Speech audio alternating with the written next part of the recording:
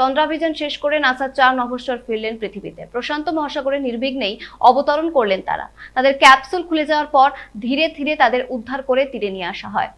মার্কিন president Donald Trump তাদের শুভেচ্ছা জানিয়েছেন। চাঁদের 17,000 মাইল নিচ থেকে একটা নীল আভা মনকে আনন্দে পরিপূর্ণ করে তোলে, আর সেটাই চাঁদের কাছ থেকে পৃথিবীকে দেখার মনোরম এক ছবি। 10 দিনের চন্দ্রাভিযান শেষে পৃথিবীর মাটিতে পৌঁছে নিজের মনের কথা জানালেন অভিযানের নেতা কমান্ডার রিড ওয়াইজম্যান। 4 অভিযাত্রীকে নিয়ে চাঁদের কাছে যাবার লক্ষ্য নিয়ে যাত্রা করেছিল মহাকাশযান আর্টেমিস 2।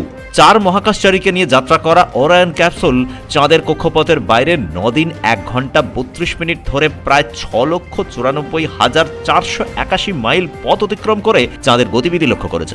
ওরায়ন স্পেস ক্যাপসুলে 4 অভিযাত্রী সুরক্ষিত অবস্থায় ফিরলেন পৃথিবীতে। শুক্রবার সন্ধ্যে 5টা 7 মিনিটে প্রশান্ত মহাসাগরের তীরে সান ডিয়েগোতে অবতরণ করে এই মহাকাশযান।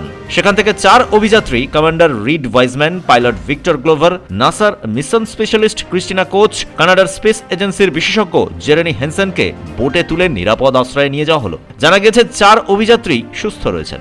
1972 সালের পর ফের একবার চন্দ্রাভিযানে যাওয়া মহাকাশচারীদের নিয়ে সুস্থ ও নিরাপদে পৃথিবীর মাটিতে পৌঁছল মহাকাশযান। নাসার অ্যাডমিনিস্ট্রেটর জেরার্ড ইশেকম্যান বলেছেন, আমাদের 4 সদস্য 10 দিনের অভিযানে চাঁদের খুব কাছাকাছি গেছেন। চাঁদের বাইরে থেকে তারা পৃথিবী ও তার উপগ্রহকে একসঙ্গে পর্যবেক্ষণ করেছেন। একই সঙ্গে তারা নিয়মিত নাসার সঙ্গে যোগাযোগ রেখে চলেছিলেন। মহাকাশচারীরা জানিয়েছেন, এটাই প্রথম ও শেষ যাত্রা নয়। 2028 সালে আমরা চাঁদে যাওয়ার পরিকল্পনা করছি। আমরা অনেক কিছু সেখান থেকে পর্যবেক্ষণ করে এসেছি। 56 বছর পর আবার চাঁদের মাটিতে পা রাখবে মানুষ। ব্যুরো রিপোর্ট, পূবের কলম ডিজিটাল।